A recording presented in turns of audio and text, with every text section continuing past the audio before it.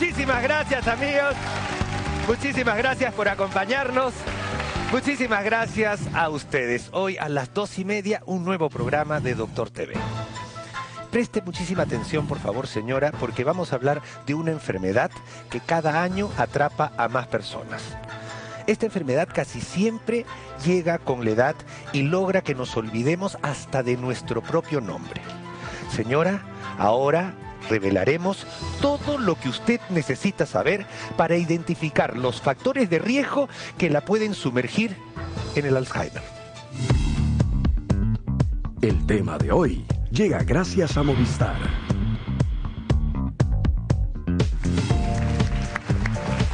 Muy bien, amigos, para hablar de este tema nos acompaña nuestro buen amigo, el doctor Martín Gavidia, neurólogo de la Clínica Angloamericana. Martín, bienvenido. ¿Cómo estás, Tomás? Muchísimas gracias por acompañarnos de nuevo.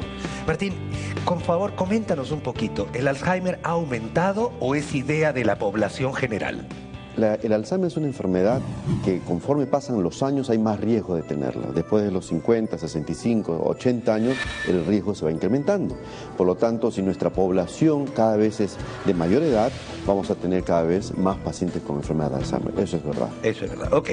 Tenemos acá, gracias a la Universidad Peruana de Ciencias Aplicadas, unos especímenes de cerebro humano que me gustaría compartir con las personas que nos están viendo para que nos expliques un poquito cómo es un cerebro, cómo funciona, aunque todavía nadie lo sabe en realidad. Acompáñame, por favor. Lo hemos dicho tantas veces, sí, nos podemos poner unos guantecitos y mira, la verdad, amigos, que es tan difícil pensar que esta masa compacta de color crema al final vaya a tener cosas tan importantes como el amor a nuestros hijos, la comprensión de la lectura, aprender a ver, a escuchar, a oír. Hay áreas más especiales o más específicas del cerebro que están vinculadas a las zonas de la memoria. Y estas son las relacionadas al lóbulo temporal. Ajá. Y a la zona del hipocampo. Podríamos pasar. Perfecto. A ver, vamos a mirar este de acá que puede estar un poquito más explicativo. Exacto. Entonces, si bien es cierto, en diversas partes del cerebro se almacena información, las áreas más vinculadas a temas de memoria están relacionadas a las áreas cercanas y a las áreas del hipocampo, que es esta zona de acá, ¿no? Tenemos una animación que estoy seguro va a hacer que todos nuestros televidentes entiendan qué cosa se produce en el Alzheimer y por qué nos afecta. ¿De acuerdo? Sí. Acompáñame, por favor, nos quitamos los guantes y venimos para acá. Muchas gracias, Martín. Adelante, por favor. Coméntanos, por favor, Martín, qué es lo que estamos viendo. Claro, la actividad del cerebro que consiste en conexiones químicas y eléctricas, y gracias a eso se desarrolla la información, la memoria, los recuerdos, las emociones. Existe una comunicación que se transmite entre neurona y neurona gracias a unas sustancias que se llaman los neurotransmisores. Ajá. ¿No? ¿Qué vienen a hacer estas bolitas como rojas? Esas moléculas. Ahí está. Exacto, que activa de una neurona a otra, ¿no? Ahí lo que estamos viendo en ese momento es cómo una sustancia que se le conoce como la sustancia amiloide se deposita fuera de las neuronas en las otras células y alrededor de las neuronas y produce que éstas se vayan muriendo o vayan destruyendo, ¿no? Se pierde la comunicación. Y pierden la comunicación, por lo tanto las funciones comienzan a perderse. Ajá. Ahora, hay factores de riesgo que desencadenan estos procesos. Exacto, que empeoran la circulación o la condición propia del cerebro inclusive. Ok, tenemos acá los factores de riesgo. Adelante, señor director, por favor. ¿El sedentarismo sería uno de estos factores? Eso es una de las actividades, o no hacer actividad física, el hecho de favorecer el desarrollo de enfermedades. Adelante, otro. Tenemos historial familiar. Sí, ¿Qué tan importante es la predisposición genética? Hay un factor de riesgo que la variable genética juega un rol en un 10% de los pacientes con enfermedad de Alzheimer. La mayoría no tiene la variable genética necesariamente, pero sí juega un rol de todas maneras. Ok, tenemos otro factor de riesgo, hipertensión. ¿Cómo así la hipertensión puede llegar a afectarnos tanto como el Alzheimer? Claro, lo que sucede es que en la hipertensión arterial la pared de las arterias se van lesionando, se van ocluyendo o se van rompiendo, entonces me produce lesión vascular y eso se suma a la enfermedad degenerativa de la enfermedad de Alzheimer y por lo tanto tengo doble lesión a nivel cerebral. Por un lado no llega sangre y por otro lado se están muriendo las células, entonces es como sumar dos cosas, ¿no es cierto? Otro factor de riesgo, fumar. De hecho es un factor de riesgo. Definitivamente, ¿no? El tabaquismo es factor de riesgo para muchas enfermedades, entre ellas para el tema de circulación cerebral. ¿La obesidad? Los pacientes efectivamente que tienen sobrepeso, todas estas variables de riesgo, tienen en suma más riesgo. Más riesgo. Y además a la obesidad se agrega probablemente hipercolesterolemia, ¿no es cierto? Exacto. Y la edad. Ahora, ¿nuestro cerebro envejece? Hay un envejecimiento que es normal, que es natural, digamos, y hay lo que es que conforme se desarrolla la edad, el riesgo de desarrollar la enfermedad de Alzheimer, que es claramente una enfermedad degenerativa, el depósito de beta-amiloide, se va incrementando. Entonces, tanto así que se piensa que alrededor de los 80 años, un 40 o 50% de riesgo de desarrollar enfermedad.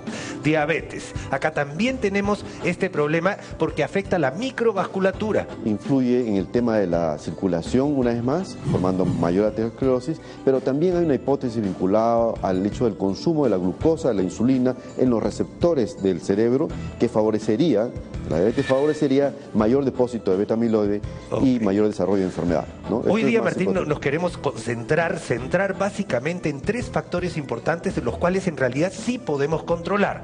Uno de ellos podría ser controlar una diabetes. ¿Estamos de acuerdo? Perfecto. Vamos a ver qué pasa cuando hay diabetes y se asocia a una enfermedad degenerativa del cerebro. Acompáñame, por favor, porque tenemos un experimento muy interesante. ¿Nos podrías explicar un poquito qué puede ser toda esta maraña de cables y conexiones? Esto es como los cientos o millones de conexiones que hay en el cerebro, ¿no? Y ya sabemos, por lo que hemos conversado, que el área temporal y el hipocampo, que tiene tantos millones de conexiones, está vinculada a la memoria.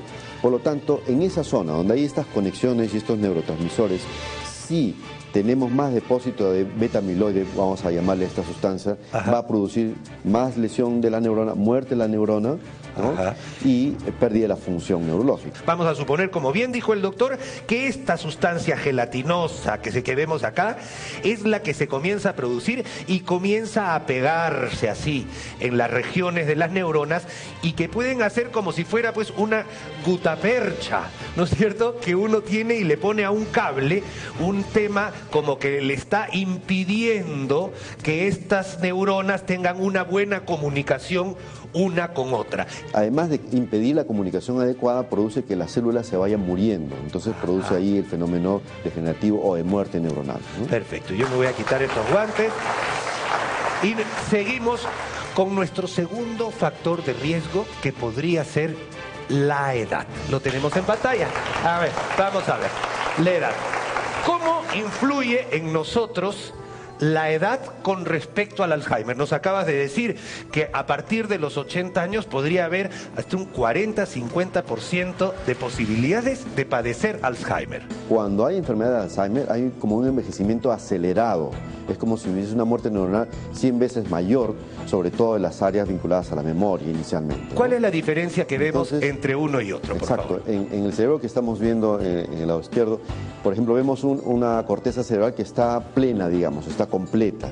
Si comparamos esa corteza cerebral con la que estamos viendo en este lado, lo que vemos acá es que sobra espacio. Las circunvoluciones, que son la corteza cerebral, está flotando, le está sobrando espacio, y esto es producto de que ha habido como un envejecimiento, una atrofia de la corteza cerebral. Perfecto, y vamos a ir a nuestro tercer factor de riesgo que sí podemos controlar, que viene a ser el colesterol alto. Esto influye, tapa nuestras arterias. Tenemos una imagen, por ejemplo, este es un vaso sanguíneo y esto que está a los lados es tejido cerebral. Entonces, cuando hay una placa de colesterol que se mete en las arterias, o sea, está tapando las arterias, se producen microcoágulos que al final impiden la circulación de la sangre, por lo tanto no llega la cantidad de sangre que necesita nuestro cerebro para poder mantener su actividad. Exacto, sí. Eso es una variable de riesgo importante de tipo vascular, ¿no? Asociado a hipertensión arterial, a tabaquismo, a obesidad. Efectivamente va a hacer que las arterias se vayan ocluyendo. Entonces va a haber un momento que no va a llegar sangre a determinados puntos del cerebro y se va a lesionar de causa vascular el cerebro. Tenemos una mesita de soluciones, no que pretendamos curar el Alzheimer, ni mucho menos, pero existen algunos alimentos, señora, que usted puede consumir para prevenir o enlentecer la aparición de enfermedades degenerativas cerebrales. ¿Les parece? Acompáñame, por favor.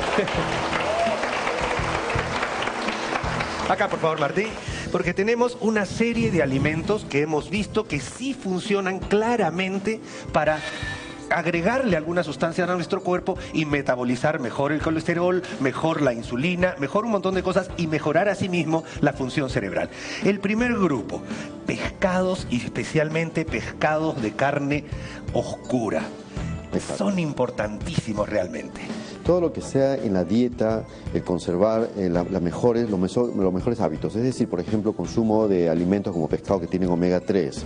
Mejor si se pueden consumir pescados como en este caso las sardinas, pescados oscuros, el atún, la caballa. Ahora tenemos otro grupo que vienen a ser las frutas y acá hay una especial mención sobre todo a los frutos secos que también son oleaginosos, tienen un poco como de aceite que es de lo que están hechas las membranas de las neuronas.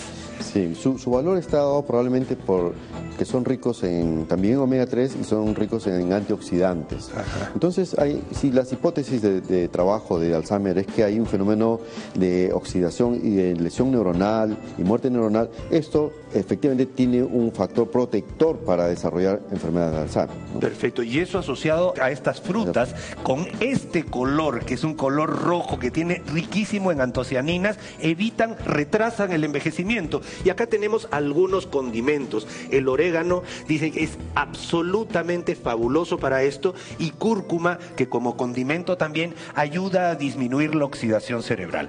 Básicamente, señora, no le estamos diciendo que comiendo estos productos, dentro de ellos incluido el café, que mejora la circulación cerebral, riquísimo en antioxidantes también, obviamente no en exceso, sobre todo si usted tiene hipertensión, pero el café también ayuda a disminuir estos factores de riesgo. La verdad que muchos factores del Alzheimer no podemos controlar, pero hay algunos que sí. Y una de las condiciones que también es importante mencionar es la variable sueño. Las personas que duermen menos aparentemente tienen más riesgo de hacer depósito de beta-amiloide, esa sustancia que lesiona el cerebro, y por lo tanto más riesgo de desarrollar enfermedad de Alzheimer. Si usted tiene un familiar con Alzheimer, póngase en manos de un neurólogo. Cuidar a un paciente con Alzheimer también es un trabajo difícil, y ese trabajo difícil requiere de una asistencia, ¿no es cierto? La enfermedad de Alzheimer no es una enfermedad sola del paciente, sino en verdad de todo el entorno, de toda la familia. Eso es verdad. Yo creo que hemos abarcado muchos productos. Nosotros, señora, con más información vamos a regresar enseguida.